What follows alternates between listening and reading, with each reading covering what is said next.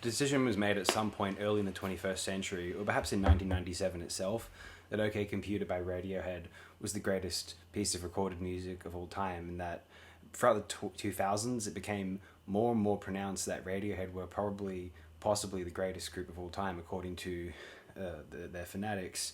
Now, I once heard an anecdote that apparently any forum discussion on Rate Your Music devolved eventually into Dark Side of the Moon versus OK Computer. I don't know why this is, but apparently this was the case. To me, like, look, they're both symbols for the same thing, but yeah, keep going. I'm a younger person, but even still, it just seemed... I don't want to sound too much like a boomer or a boomer apologist here, but like, being silly, but like, it just seemed obvious to me that Dark Side of the Moon, Pink Floyd, was superior to Radiohead. Maybe I was missing something with Radiohead. I wasn't necessarily someone who thought modern music was bad by any means, and, you know, contemporary album releases were poorer than older ones. That's not necessarily what I believe whatsoever, although I couldn't help but believe that, and this didn't even necessarily preclude myself from appreciating other Radiohead albums more so, like Kid A or The King of Limbs or Amnesiac, maybe even Hail to the Thief. But I was always in a position where it just came across that younger people got into OK Computer at a pretty formative point in their lives and decided that, you know, it had to be the greatest thing of all time, and that they were going to go into everything else with a certain...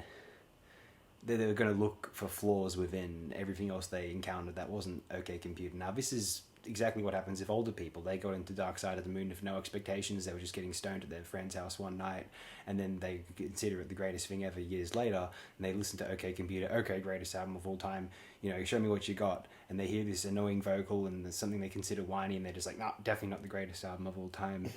And I'm in a position, actually, where I'm not the biggest fan of Tom York's vocals. One thing that always draws me to Radiohead is, I think, well, before he proved himself just casually one of the greatest film score composers of the present day, Johnny Greenwood has always been a very interesting musician, I think. I'm always drawn to the lead guitar work of Radiohead, which is not something I can say for not only contemporary bands, not a lot of lead guitar-driven bands, at least not as, well, if there are, they're more rhythmic, you could say, like those 2000s post-punk revival sort of groups.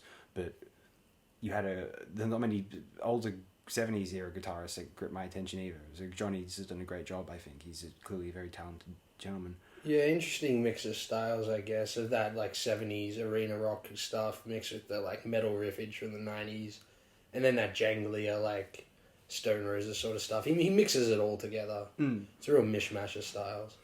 Yeah, and we ultimately have... Okay, so OK Computer was clearly inspired by a Pink Floyd album, you know, like Wish You Were Here or something. Yeah, definitely. Annals, like a Roger Waters sort of concept about anxiety for the 21st century, excuse me. And I've expressed this before in both a Dark Side of the Moon video and I think we did recently on Deceit by This Heat. The lyrical content of Dark Side of the Moon is kind of contrived. And in terms of, if we're going to compare lyrical content versus lyrical content, and we want to argue OK Computer is better based upon that, that's fine. I'll accept those arguments because I don't really care. Like, it's not poetry, it's just kind of like, it could be in another language as far as I'm concerned. It's nice that I understand what's going on, but that's just how I approach music personally. The lyrics are fairly inaudible on this album, and when he wants them to be audible, they are. Yes. And choruses, usually. Yeah, usually the choruses, and the, like, more, what eventually became, or the singles and the more radio-friendly songs, obviously. But yeah, even then, they're not like amazing lyrics. Like they're poetic and they're serviceable for what it is. But it's not like This Heat, if you remember that discussion, where it's the same. Like it's the cleverness to the concept. Did you have any more like first thoughts? Because this leads into one thing I was going to say about the album actually. Go for your thoughts. I can bring mine in any time. Yeah, like in as far as here's where I'm at with this album. It's great music. The music, if you take in my philosophy for listening to most music, you just listen to the music and just, you know, you either enjoy it or you turn it off. And this, like, you just listen to it and it's great to listen to. But as far as, like, where it's been held up as the greatest album of all time, like, I got to ask myself, why is that? And you look at a lot of the criticism from the time especially. I'm not sure about fans on forums and aggregate sites like later on in retrospect, but definitely at the time they attribute the critical. They love the concept of that late 20th century alienation moving into the 21st century. Yeah. And I don't know if it's like, honestly, it's not conveyed that cleverly. And it just comes from a weird place to me philosophically, where it's almost exploitative. It's like they're literally taking the sentiment like and just selling it back to people. It's not like a real like cultural piece, and as far as trying to like take that disillusionment and relieve people of it. Yeah. In the way that like certain artists from like, say, I was listening to the Fugs the other day, that's taking that disillusionment, very similar things, dystopian, and like, you know, they think the world's coming to an end the same way that I'm sure Radiohead did in the late 90s, leading into like an apocalyptic 21st century or whatever. But I just feel they take these themes and they sell it to the people that feel that way at that time, rather than try like transcend those things. And, you know, they're not giving the album away or anything, you know, they're not trying to emotionally connect to the people through these themes. They're selling these themes to the people and to the machine that's distributing the album, you know? Yeah. So it's just philosophically, and it's not like, you know, say This Heat, if we're going to compare it to another thing where it's apocalyptic and it's got all these heavy themes as well, but it's trying to connect to its audience way more directly than, you know, sell it its own insecurities or something. Yeah. Which is where I see this album conceptually and philosophically. Whereas, like I mentioned, the music's great, but I can't give it the best album of all time moniker just because I don't think it is conceptually the way people say it. You know, it was held up at the time. Yeah. So that's my reaction to that. Yeah, I think I pretty much agree with all of that. I think if we're going to name an album the greatest of all time based upon a concept, I think that's kind of absurd. How good can an album's concept be? Is it going to be better than the concept in a novel or even a film or even just a really effective poem? You know, it just seems absurd. Well, if the concept ties into the music, that's where it would work, you know, if it's the form of it, of music, rather than, you know, trying to attribute like a more filmic narrative or something, which this one doesn't do. It's more just, maybe it's just got like a few cinematic-esque collage pieces to it, you know, like the exit music for a film bit. It's just a bit of strumming in there, but it's mostly like an atmosphere mood piece. Obviously fitter, happier. Yeah. Like I was going to... This is like a more subtle concept album about this same idea from 15 years before this album came out was, and Radiohead fans are going to be like, how dare you? Like, the Signals by Rush. See, well, that's the problem when people would have something like "How dare you" as a mindset, because really I see this album as like Signals is a great example. It's very similar thematically. Well, like I mentioned before, something like the Fugs or the Deviants or Frank Zappa. Yeah. But also in the context of where this album sits, it's like, it's just one piece in the jigsaw puzzle that was this like a rock revival in the 90s that tried to take the digital sound and run with it. Yes. Like take a look at Spiritualized, like their first album, or even the one just before OK Computer. Yeah. Ladies and Gentlemen. Ladies and Gentlemen. Yeah, he's taking this like sort of Lou Reed, like old school rock thing, but like using the digital studio to sort of enhance those things and get qualities out of rock music that they weren't able to prior. Yeah. And so it fits in with that, and I guess like MBV. Yo, yeah. Or even like Modest Mouse in 2000, The Moon in Antarctica. That's a great album. Very similar to this. There's all these pieces, and even more, like way more, Slint even. Oh, that's brilliant. There are all these ones you can fit in there that are like trying to move beyond rock music using the new digital studios and stuff. Maybe less Slint with that. But I think even they must have known with this album, they're like, because there's just so much studio trickery with it, they must have realized the limitations of what they could do with rock music there and after, and maybe that's why they jumped so deep into the electronic music with Kid A. Oh, yeah. Right after, you know. Yeah, rip off Richard David James instead. Yeah, mixed with like krautrock influences. I'm doing quotes. So yeah, I get the feeling that like, yeah, this just it fits into that school of 90s rock music, you know, and it's a shame that people would prop this up. It'd be good if people use this more, similar to how I got into all those acts. This is like a gateway into those, rather than like this idol that sits upon the hill. Yeah. and all others have to bow to it or something. Yeah. That's what ruins this album for people. Oh yeah, we could say the same thing about Sgt. Pepper's Lonely Hearts Club Band. The Yeah, Dark Side of the maybe, Moon, yeah, maybe even maybe. Rumors nowadays. Yeah, It's very elevated. that's true. That's true. But I think that these, yeah, as I said, the album as this novelty and that's elevated because of the concept of the lyrics. I think this is something that was seen as a bit naff in the 80s, and I think that we had Signals by Rush. There's an interview I once read, an excerpt of an interview where the journalist asks Neil Peart if Signals was a concept album, and Peart says, you noticed that? We tried to be subtle about it because we know it's not as fashionable anymore. Well, an album that came out in 1983 that is everything that, if you wanted to insult OK Computer, we could compare it to Styx's Kilroy Was Here. That's the Mr. Roboto album, everyone. Yeah. You know, that's a very sloppy and fairly dumb but well-meaning concept album about, you know, a man because what's a man in the age of machines, blah blah blah. I don't know what it's about because they don't know what it's about. Yeah, there's only like 2 songs on the album. The rest of them are like ballads and stuff. Well, yeah, no. It's just like my lady baby, and you're just like, all right, well, what's his name Styx again? music, yeah. Oh, Dennis DeYoung. Dennis DeYoung, yeah. Most of them, he's just like, is Mr. Roboto or Kilroy or whatever like a like some sort of like fucking crazy lover or something? Why is he writing all these ridiculous songs? I don't know, man. Yeah. They don't know either. But the thing is, OK Computer, this is also it's a decade of albums like The Downward Spiral by Nine Inch Nails. Everyone's like, oh yes, what a concept, you know.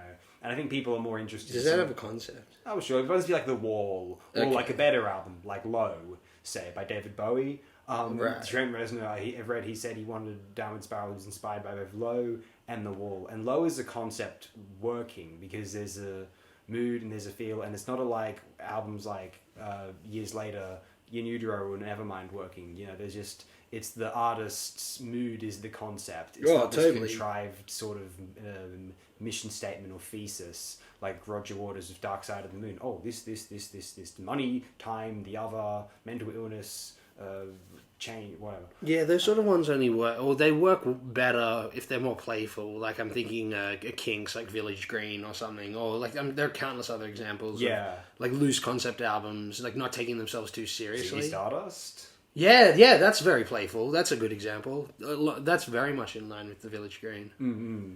Yeah, there's probably plenty more of these, but yeah, there's a difference between a Ziggy Stardust or a Village Green and The Wall, or what's another like sort of didactic? Tommy. Yeah, Tommy.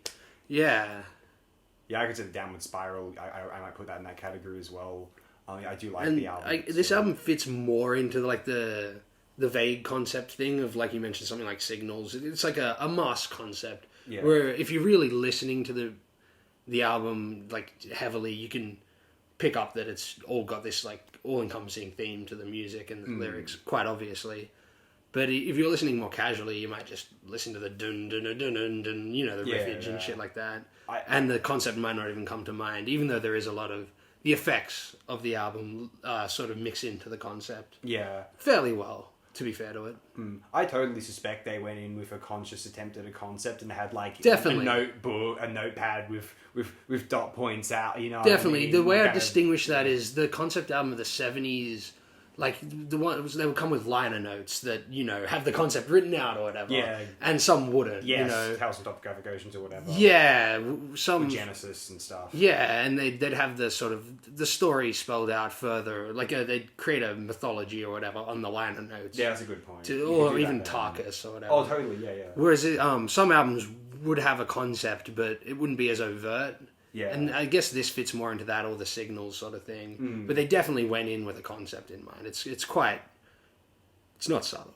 Yeah. Whereas you feel like if an album like Signals, it's just the concept developed kind of organically from what Neil Peart wanted to write about, or Grace Under Pressure, the album that followed it, or how about that great second Peter Gabriel album where they're all songs about like growing old. Yeah, And they're all that's... just like great short stories like that Contrarians video. From Yeah, that was pointed probably out. the best video I've seen on the Contrarians. That was so It was good. really good. Yeah, because it's a great album, and I really love the album. And I was probably like heavily getting into it maybe about 6 months prior, up until watching that video, and I'm like, man, he just like everything I was thinking, he just reverberated. And I was like, man, that's amazing. I used to listen to that album a lot on public transport, this is before I could drive, circa 2016, 17. Oh, it's fantastic. Yeah. Anyway, So if there's a point to this review, it's just like, yeah, this is a good gateway album. It's not the end of time, or like the singularity at the end of time, like it's suggested. Though maybe slipping from people's estimations these days. I'm going to say my favorite Radiohead album is The King of Limbs. And I thought the 2016 album was pretty great too. Burn the Witch, that's some great stuff. That's the other problem, actually, just quickly. When people, I guess it's the Nas effect or whatever, when someone, gets so fanatic over a certain album, they don't let the artist grow or whatever. And like we were talking about before, or at least I mentioned, they must have seen the limitations of what they were doing. They're not going to just churn out OK Computer 2. So they made Kid A and moved on, and they grew as songwriters and musicians and whatnot. And you always mention King of Limbs being your favorite. By King of Limbs, they've mastered their craft, and it's people who would hold up OK Computer as the greatest thing ever would probably, by the nature of that, be more hesitant to liking King of Limbs. Yeah, because it doesn't sound like OK Computer. Radiohead are different or whatever. Yeah. I could compare it, if I'm going to be nice to Radiohead, and I may as well. I could compare it to David Bowie, we mentioned him earlier, on Ziggy Stardust versus, the Lodger, Low, Scary Monsters era, how different that was. Scary Monsters was a bit closer, but how different that was with Eno in Berlin there. And that's almost a bit like what Radiohead accomplished by, certainly the Kid A sound announced this new voyage they were going on, and by Kid A, it's reached its apex point. They've never really... I don't think they've ever really gone back to that sound. Unless, to my ears, it's OK Computer's long gone, Yeah, exactly. Yeah, it didn't stick around. One interesting thing, actually, as well... this album, it's better to listen to as an album. I've never just listened to any of the tracks off it individually. Mm-hmm. It's interesting how that works as well. Yeah. You think maybe the greatest album ever would have a song you could just listen to outside the sequence? Or maybe the greatest album has to be listened to in sequence. I don't know. That's an interesting That's a whole other question maybe for another time. Yeah, whether albums need to be flawless or whatever. Because I remember... Or consistent, or even have something that stands out above the other. That's why I like Fitter Happier, for example, on this album. That's amazing, It's a down. It's one of my favourite parts, actually. If the whole album was all the ups, then, it just wouldn't balance out as well. Yeah. Like I mentioned on my Dark Side video, how Money is kind of an odd sort of track in there. And it's almost but I like it in the album, and certainly listening to it as an individual song, I find it a bit jarring. It's kind of a blues rock, kind of boop, boop. It's kind of silly. But, and also, Sgt. Pepper's is a couple songs that we might consider, we'd never listen to them outside of the context. You might even think they're not that impressive outside, but they can kind of work in the context. I like the idea of Changes in Black Sabbath Volume 4 because of how weird and trippy and just unusual that is in there. It's kind of the most metal thing they could do in a way. Yeah, I don't know. In the Sgt. Pepper's case, I could be, on a bus and overhear, the radio coming from the bus driver's little cockpit thing there. And it could be playing She's Leaving Home, and I'll be like, whoa, amazing. Yeah, absolutely. Whereas if that was playing one of the random songs off OK Computer, I don't know if that would happen. The songs would probably impress me more listening to them in the sequence of the album. Yeah. The one track where that would have an effect on me, and I would actually be like, oh yeah, this song's really moving, and not just, oh wow, they're playing an OK Computer track, is the last track, The Tourist, which is always what I used to name as my favourite track on the album, and I'm going to stand by that here. Okay. Where the other two moments I really like are the third track, Outside, that's really good, and I like Climbing Up the Walls a lot. That's just exciting and great, depressing, sardonic 90s alt rock. I like that a lot. There's a few of those on this album. It's the best Ben song in a way. But I have to say, whilst I claimed I wouldn't necessarily put albums down by having a lesser song on it, or a song that I would maybe not like as much if I heard it in out of context of the album sequence, I must say, is Paranoid Android really that well composed or arranged a song? It kind of falls into a contrived idea of a great song. It wanted to be someone's idea of a great song in a very post-Stairway to Heaven way. It's so contrived. I don't know. It's a fine song, but I'm not that enamored with it. and I don't like Karma Police that much for inspiring Coldplay's career. That's just something I can't forgive that song for. Sorry. Yeah, pretty much. I like the idea of the Karma Police. It's like a cool image. It's like, yeah, cool, but like, I wish more was done with it. You know, I remember hearing the title Karma Police and thinking that was like way back when I was 17 or 18 and thinking I can't wait to hear that song, and then being really disappointed by it, to be honest. Yeah, it's a bit of a weaker cut. Yeah, not a lot going on. It's a case for the album, like I mentioned all the effects before. Obviously the album isn't, but if you stripped back all the studio effects and heard like, you know, more minimal versions of the songs, they wouldn't be the most interesting songs. No. You know? Which is perhaps a weakness, but that's not how the album was meant to be made, but it is a thing. And like I mentioned on a few of those albums before, like a Spiritualized, or even like a Moon in Antarctica, I'm sure some of those tracks stripped back would sound great still, you know? They'd be interesting songs. Yeah. So that's maybe a key difference with this album. Not the most interesting song. So when you get a more stripped back minimal thing like Karma Police, it's, you know, it's very boring, and like they have to drown it in effects. Yeah, absolutely. And wall of sounds and stuff. Or like in the case of No Surprises, they have to like try like Velvet Underground 3 it. You know, mix that with the wall of sound thing, and it works to some degree, but it works better than Karma Police, but still a bit boring. I agree.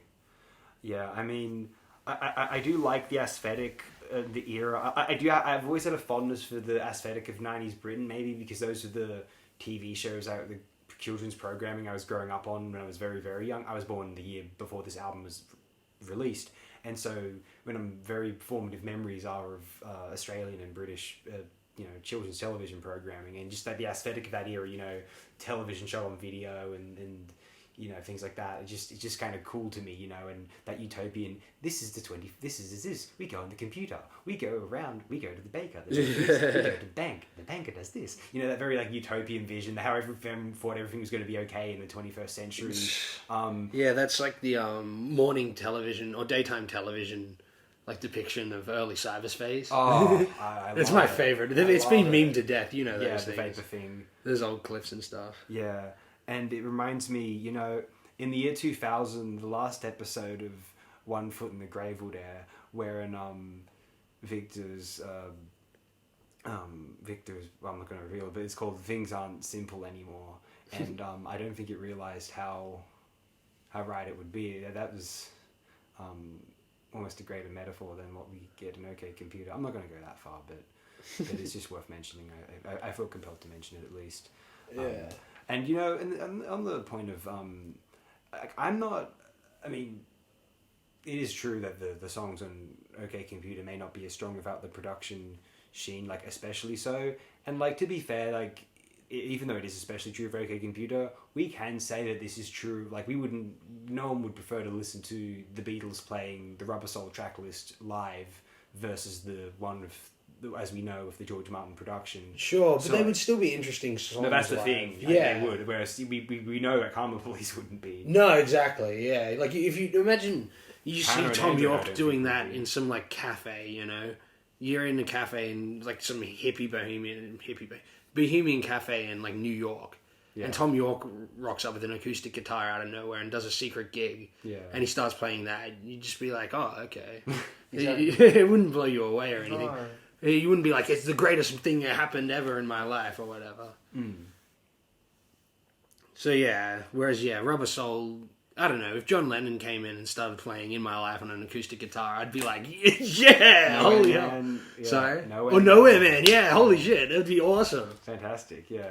Paul McCartney, I'm Looking Through You, you know. Yeah, they're all... Girl's great. Yeah, they're all just... Yeah, it's a case if you have well-written songs. It's a bit different. Like, obviously... Yeah, I guess you're using the studio and the songs in tandem. So I guess that I'm thinking that's why, like, this album non-sequentially, or like if you just want to listen to a couple of songs, it's not as riveting as other examples. Whereas if it's the collective piece, you know, it's a bit different. You're tied up in a sort of short film or something, you know. Yeah, totally. Yeah.